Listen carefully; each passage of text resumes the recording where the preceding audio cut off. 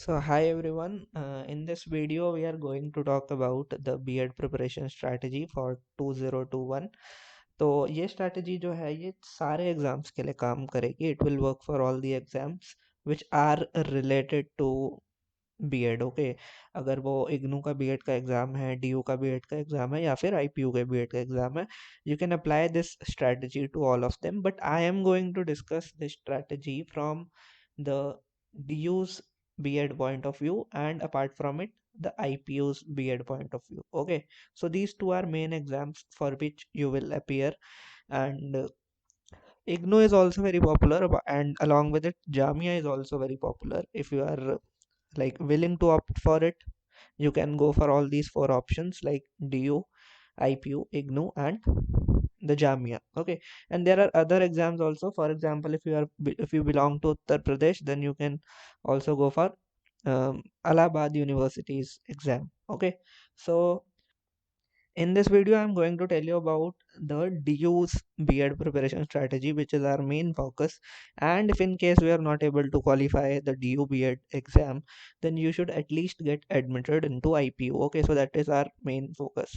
So I personally haven't cracked the exam, but this strategy will work because last year, few of my friends who like adopted this particular strategy, they cleared the exam. Okay, and some of them are in IPU and some of them are in B.Ed, like DU B.Ed. Okay, so let's move ahead. So first of all, let us discuss about the syllabus, although it doesn't matter much because I know you are not going to look at the syllabus as such, but you should be aware of the sections which are there in the exam. Okay, तो total 4 sections होने वाले हैं. सबसे पहला general awareness, और ये जो number of questions है गाइस ये वेरी कर सकते हैं. ठीक है, मैंने नेट से ही उठाया बेसिकली जस्ट वीडियो बनाने के लिए, तो माइंड मत करना अगर ये गलत है तो, बट मोस्ट प्रोबेबली ये सही होंगे. ठीक है, सही नंबर ऑफ क्वेश्चंस मेंशन किया है यहाँ पर. So the first section is general awareness, second is reasoning, the third section is subject knowledge, which is very very vast, and we are going to talk about it. How should you cover it, and what are the sources, and etc. Okay, then another section is language proficiency, which will have English and Hindi both. Okay, so we'll talk about it separately. So this was about DU B.Ed syllabus. इसके बाद जो है वो IPU B.Ed के syllabus की बात करते हैं. ठीक है, तो यहाँ पर टोटल मार्क्स का फ़र्क है. सबसे पहले तो यहाँ पर 600 है टोटल मार्क्स, और यहाँ पर अगर आप देखोगे तो टोटल मार्क्स 400 है. ठीक है, तो यहाँ पर भी यही सेम ऐसे सेक्शंस हैं, लेकिन इन दोनों एग्जाम्स में ना कुछ कुछ चीज़ें ओवरलैपिंग है और कुछ कुछ चीज़ें जो है वो डिफर करती हैं. तो उसके बारे में हम बात करेंगे कि what are those things which actually differ and what are those things which are overlapping, so that we will cover those overlapping things only one time while preparing for our exam. Okay, so here are the subjects as mentioned, you can see. Then marks are also there, number of questions are also mentioned here. Teaching aptitude is an important thing. Okay, in IPO they ask questions related to teaching aptitude, while in DU exam, though the syllabus mentions that you should cover teaching aptitude questions also, but exam में वो questions आज तक पूछे नहीं गए हैं. Like अगर आप 2017, 18 और 19 के पेपर उठाओगे तो टीचिंग एप्टीट्यूड के क्वेश्चंस नहीं मिलेंगे, और हो सकता है कि बाय चांस एक आधा मिल जाए, तो that is the rare case. Okay, तो वो आप देख सकते हो. इसके बाद ये दो मेन यूनिवर्सिटीज़ हैं जिनके बेसिकली बच्चे एग्ज़ाम्स देते हैं और चाहते हैं कि इन दोनों यूनिवर्सिटीज़ में जाएं. ठीक है, और अगर किसी और यूनिवर्सिटी का भी एग्ज़ाम देते हो तो वहाँ पर भी ये सारे सेक्शंस तो आएंगे ही आएंगे. Okay, so anyhow you have to do it. Now moving on to the other thing, that is your English portion. ठीक है, कि इंग्लिश के पोर्शन को कवर कैसे करें. तो काफ़ी छोटा पोर्शन है, इसके बारे में थोड़ी सी बात करते हैं and you will get a rough idea. Okay, so how you should cover it. देखो, तीन चीज़ें मेन है इसमें. The first thing is your grammar should be okay. I am not saying that your grammar should be very good, it should be okay. तुम्हें चीज़ें पता होनी चाहिए, that's it. Okay, apart from it the questions are basically based on the comprehension. ठीक है, unseen passage type questions आएंगे, तो उसमें तुम्हें पैसेज पढ़ना होगा. ठीक है, कुछ कुछ क्वेश्चंस ऐसे होंगे उस पैसेज के बाद जिसमें कि तुमसे मीनिंग पूछ लेगा वो. ठीक है, तो those are related to vocabulary. Other questions will actually comprise of grammar, ठीक है। वहाँ पे तुमसे कुछ ऐसा रॉन्ग सेंटेंस लिख देगा और पूछेगा कि इसमें कौन सी ग्रामर करेक्ट है, ठीक है। वो ग्रामर की फॉर्म में कुछ भी हो सकता है, टेंसेस हो सकते हैं, नरेशन हो सकती है। So you will be easily able to like figure it out from the options only, ठीक है। तो इतना उसमें पैनिक करने की ज़रूरत नहीं है। क्या करना कि कोई भी बीबीसी उठा लेना, बीबीसी आती थी ना 9th और 10th की, वो बीबीसी उठा लेना और उसमें से कॉम्प्रिहेंशंस रोज एक अनसीन पैसेज सॉल्व कर लिया, या थोड़ा बहुत यू लाइक वगैरह के भी अनसीन पैसेज अगर आपको देखने हैं तो आप देख सकते हो, ठीक है। और वोकैब अपनी अभी से ही स्ट्रांग करनी शुरू कर देना। लाइक अगर आप रोज के 5 वर्ड्स भी नए पढ़ रहे हो या देख रहे हो, तो भी आपके माइंड में या सबकॉन्शियस माइंड में वो जाएंगे और इजीली आप उनका मीनिंग जो है आइडेंटिफाई कर पाओगे at the time of exam, ठीक है। वो कैब के लिए न्यूज़पेपर यूज़ कर सकते हो, हालांकि प्रैक्टिकली हम न्यूज़पेपर नहीं उठाते हैं, वी नो दैट, ठीक है। मैं भी होता तो नहीं उठाता। तो what you can do is you can simply uh, learn new words from the passages which you are solving. Other thing is you can download the PDF of new words, ठीक है। तो इस तरह से कुछ ऐसा कर लो। Otherwise if you are going with newspaper that is the best, okay. So you just need to practice some passages, that is unseen passages and vocab for this particular questions and you are done, ठीक है। इसमें ज़्यादा कुछ नहीं है। तो ये D you B Ed के लिए था और ये सेम आई पी यू के लिए भी रहेगा, ठीक है। यही same cheese I P U के लिए भी रहेगी, ये मैं आपको पहले ही बता दूं, क्योंकि इंग्लिश रीजनिंग और एक सेक्शन हो रहा है जो आई पी यू में सेम आएगा, ठीक है। तो इंग्लिश, यही वाली इंग्लिश की स्ट्रैटेजी आपको आई पी यू में काम कर जाएगी, ठीक है। चलो आगे बढ़ते हैं now. So for reasoning portion, what you are supposed to do is, first of all, see the previous year question papers, guys. Okay, if you are appearing for the exam, last 5 year के तो question paper देख ही डालो, ठीक है। तुम्हें आते हो नहीं आते हो, that's the different thing. Just see them, at least you will have an idea कि questions कहाँ से पूछे जा रहे हैं and what kind of questions are being asked. Okay, सो अगर आप क्वेश्चंस का लेवल देखोगे ना, बहुत मॉडरेट लेवल है, इजी नहीं है कि आप देखते ही सॉल्व कर दोगे, और ना ही इतना टफ है कि आप टाइम लगा रहे हो और सॉल्व नहीं हो रहा है। So it is moderate, okay. So apart from it, it doesn't require any like higher skills, you can say. Okay, if you will have a basic understanding about the topic, then you can easily crack the questions, okay. So for this particular section, I am going to tell you some topics, okay. Do not go by the syllabus which is mentioned on the site, okay. I don't know whether they mention the topics or not, but I am telling you the topics. Just cover these topics and you will be able to crack the exam, okay. So इसमें अब क्या करना है, यही reasoning की strategy जो है ये आईपीयू के लिए भी काम करेगी या और किसी भी एग्जाम के लिए काम कर जाएगी, ठीक है। तो इसमें परेशान मत होना। तो आगे बढ़ते हैं। तो ये सारे टॉपिक्स हैं जिसके बारे में मैं आपको बता रहा था, ठीक है। Series, coding, decoding, order ranking, setting arrangement, direction sense and so on, सारे मेंशन्ड हैं, ठीक है। एटसेट्रा में पता है क्या है, एटसेट्रा में है कि कुछ मिसलेनियस कभी कभी पूछ लेता है, वो फिगर पे बेस्ड ही होते हैं, ठीक है। तो वो आप इजीली कर पाओगे, उसमें ऐसा कुछ कंसेप्ट इन्वॉल्व ही नहीं होता, इसलिए मैंने यहाँ पे मेंशन नहीं किया है, ओके। सीरीज में भी देखो, ऐसा करना कि सीरीज एक बहुत ब्रॉड टॉपिक है। सीरीज में भी अगर आप कोई भी बुक उठा लोगे, for example R S Agarwal उठा लेना, ठीक है। आर एस अग्रवाल उठाओगे तो उसमें सीरीज खोलना, सीरीज में आपको 3 तरह की सीरीज मिल जाएंगी। हो सकता है कि एक अल्फ़ाबेट वाली सीरीज मिल जाए, एक नंबर वाली मिल जाए, और एक कोई और तरीके की सीरीज उन्होंने पैटर्न बनाया हो वो मिल जाए, ठीक है। तो हर तरह की सीरीज जो है आपको करनी है। Second thing is coding, decoding के साथ भी यही सेम सीन है, ठीक है। For example if you will pick up the book, any book you pick, same R S Agarwal you can pick, then coding decoding is also of various types, okay.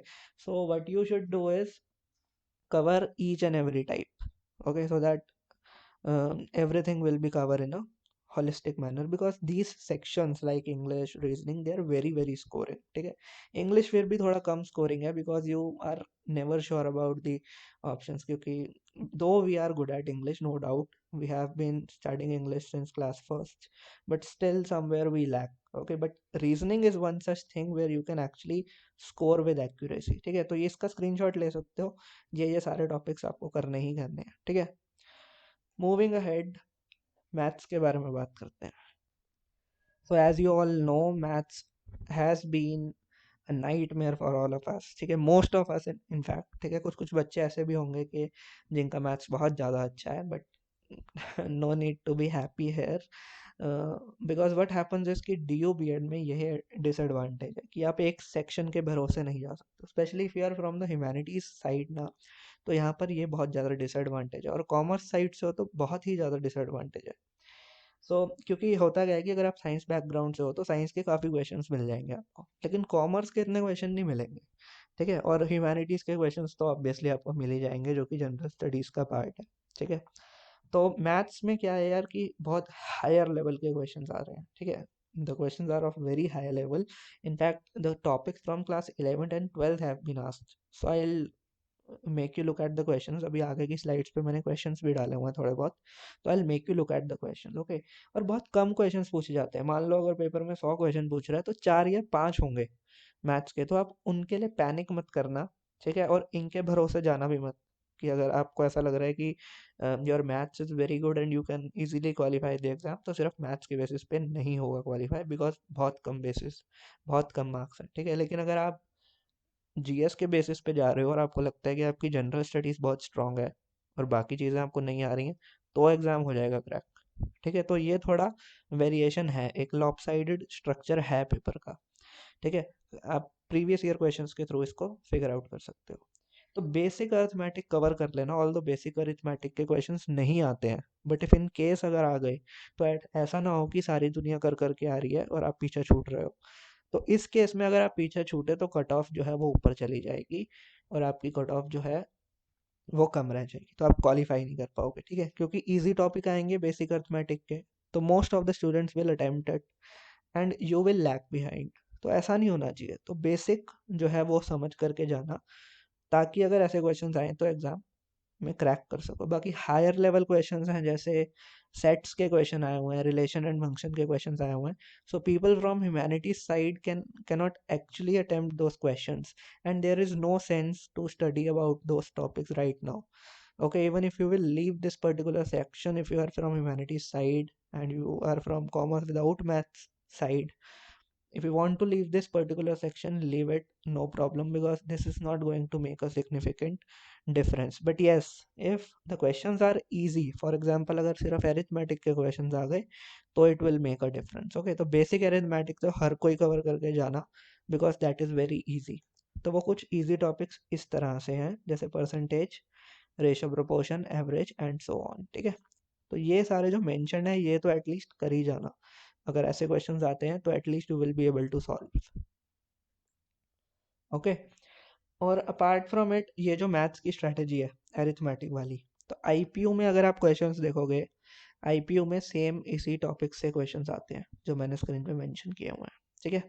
तो अगर आपने इतना कर लिया तो IPU में भी आप ये सारे क्वेश्चंस जो है इजीली क्रैक कर लोगे, ठीक है। मैथ्स के इतने क्वेश्चंस नहीं आते हैं, घबराना नहीं, you will be able to do it easily, ठीक है। तो IPU के लिए भी ये पर्टिकुलर चीज़ काम करेगा, जो हमने रीजनिंग में बात करी थी वही सेम टॉपिक्स IP में रीजनिंग के लिए भी काम करेंगे, जो हमने मैथ्स के लिए बात करी है। IPU में हायर लेवल के क्वेश्चंस नहीं आएंगे, बेसिक अरिथमेटिक आएगा, जो आपकी स्क्रीन पे यहाँ पे मेंशन किया हुआ है मैंने, ठीक है। इसका स्क्रीनशॉट ले सकते हो। DU के लिए भी यही कर जाना, ऑल्दो इससे क्वेश्चंस नहीं आते हैं, I am repeating again, questions will be from class 11th and 12th, and if you are not from that particular side and if you have not studied maths in class 11th and 12th तो नहीं कर पाओगे, ठीक है। And there is no need to do that, because question ही इतने कम है, 3 से 4 क्वेश्चन आ रहे हैं, तो it will hardly make a difference even if you will not attempt those questions. My advice is don't attempt. मान लो आंसर गलत हो गया तो you will lose marks, okay, because negative marking है। So apart from it, another major section in DU BEd is subject knowledge, ठीक है। और ये जो चीज़ है ये IPU में काम नहीं करेगी, जो अब हम बात करने वाले हैं ये IPU में नहीं है, ठीक है। IPU में इस तरह के सब्जेक्ट नॉलेज बेस्ड क्वेश्चन नहीं आएंगे, क्योंकि DU के सब्जेक्ट नॉलेज बेस्ड क्वेश्चन बहुत अलग है। So let us talk about it. So this comprise major portion of your paper. अगर आप इसके भरोसे जा रहे हो तो you will be able to qualify the exam, अगर आपका ये पोर्शन बहुत स्ट्रांग है, ओके। तो ये सबसे ज़्यादा हार्ड वर्क भी मांगेगा, और इसके लिए आपको एक कॉम्प्रिहेंसिव स्ट्रैटेजी भी चाहिए। तो so let us talk about this particular strategy and how to go about it. So first of all, you need to cover all subjects, guys. Okay, कहीं से भी क्वेश्चन उठा करके पूछ लेते हैं. So you need to cover all those basic subjects which you studied till class 10th. Okay, although they ask concepts from 11th and 12th also, but that is a different thing. एक आधा question पूछ सकते हैं. So in geography, first of all, what you should do is you should read NCERT from class 6 to 10th. Okay, when I से class 6 to 10th, इसका ये मतलब नहीं है कि आप एक एक एनसीईआरटी बैठ के पूरा पढ़ रहे हो. ठीक है, वो भी कर सकते हो. Even if you want to do that, कर सकते हो, नो डाउट. ठीक है, बट द थिंग इज, अगर आप टॉपिक वाइज चलोगे ना तो ज़्यादा फायदा होगा. ठीक है, टॉपिक वाइज का अभी मैं मतलब आपको समझाता हूँ कि टॉपिक वाइज का मतलब है क्या. ठीक है, बट अभी आप इतना याद रखो कि क्लास 6 से लेकर के 10 तक की NCERT you have to do for geography. Okay, and some aspects from class 11. दो ही एस्पेक्ट्स इंपॉर्टेंट हैं क्लास 11th में से, एक जियोमॉर्फोलॉजी और एक क्लाइमेटोलॉजी. थोड़ा बहुत ना बायोडाइवर्सिटी का पोर्शन दिया हुआ है क्लास 11th में एंड में.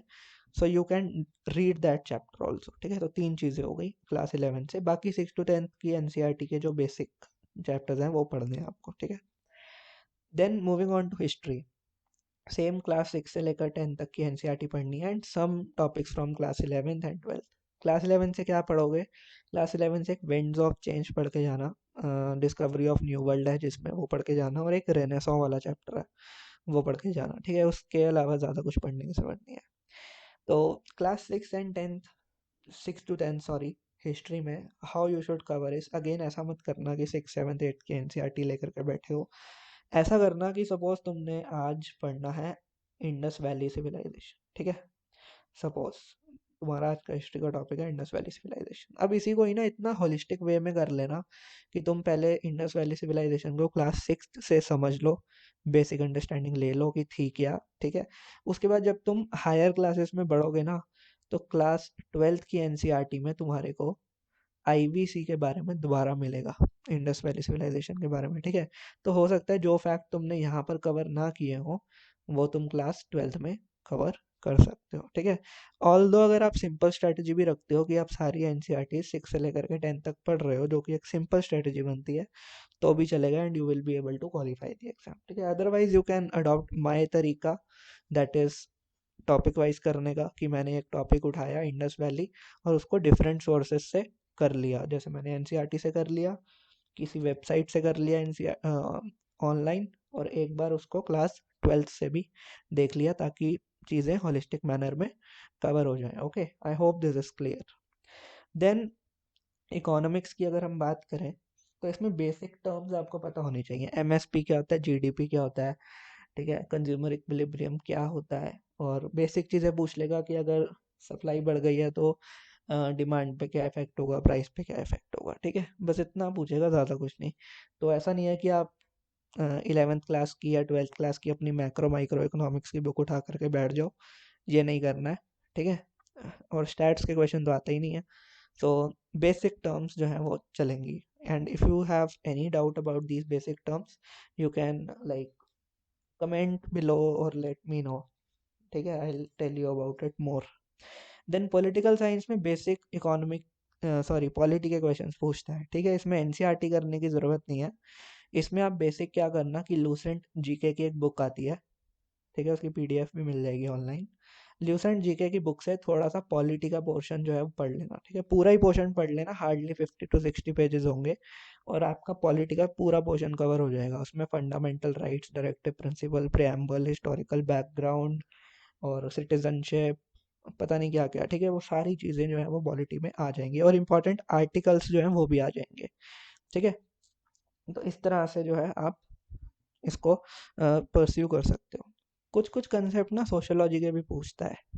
ठीक है, इसके बारे में अगर आपको ज़्यादा मतलब देखो, सोशियोलॉजी के एक या दो क्वेश्चन पूछेगा, ज़्यादा नहीं पूछेगा.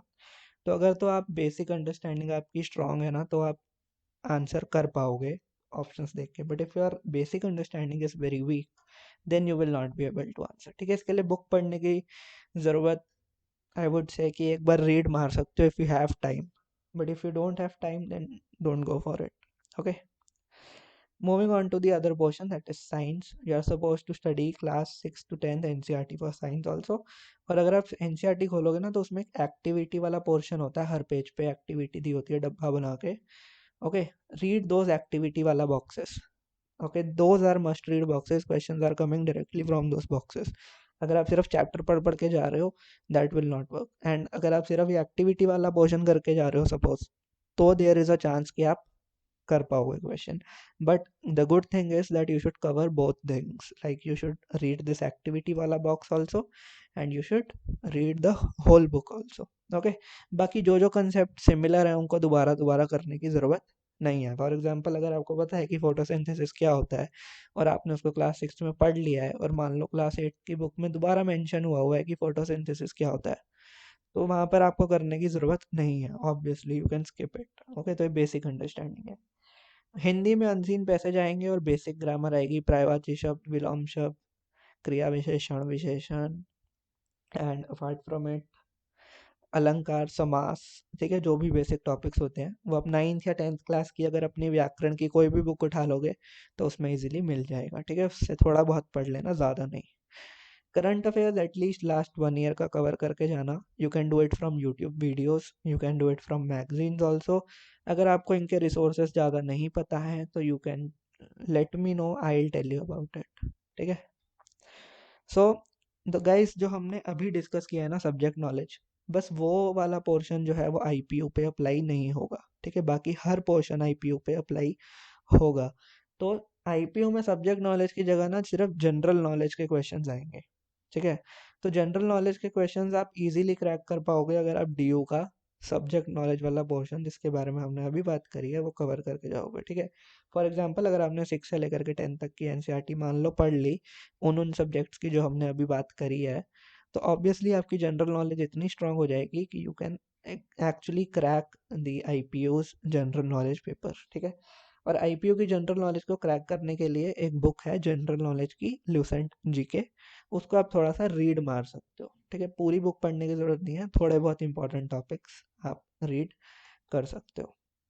बाकी टीचिंग एप्टीट्यूड भी है आईपीयू में जिसके क्वेश्चंस स्पेसिफिकली पूछे जाते हैं.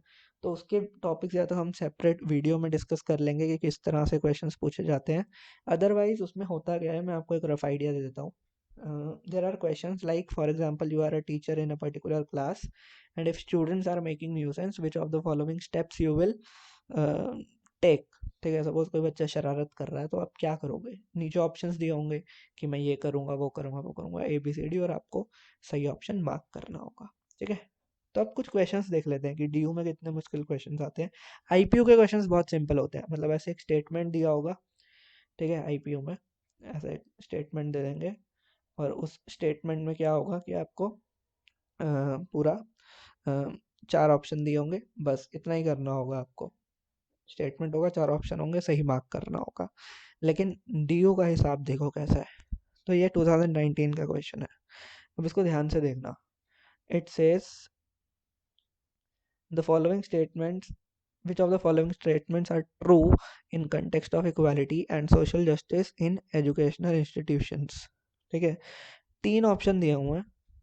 ठीक है, और इन 3 में से आपको मार्क करने हैं कि कौन से ऑप्शन सही हैं. अब या तो 1 2 3 भी सही हो सकते हैं, हो सकता है 1 और 3 ही सही हो सकता है 2 और 3 ही सही हो, या 1 और 3 सही हो. ठीक है, तो अब आप देखो कितने सारे कॉम्बिनेशंस बन गए इसमें. अगर आपको एक भी मतलब ढंग से, फॉर एग्जांपल, किन्हीं 2 ऑप्शंस में आपको कंफ्यूजन है तो आप तो आंसर सही मार्क कर ही नहीं सकते हो. That's why I was saying कि क्लास 6 से लेकर के 10th तक की जो एनसीईआरटी है वो आपको होलिस्टिक वे में इसके लिए कवर करनी पड़ेगी ताकि आप ऑप्शंस में कंफ्यूज ना हो.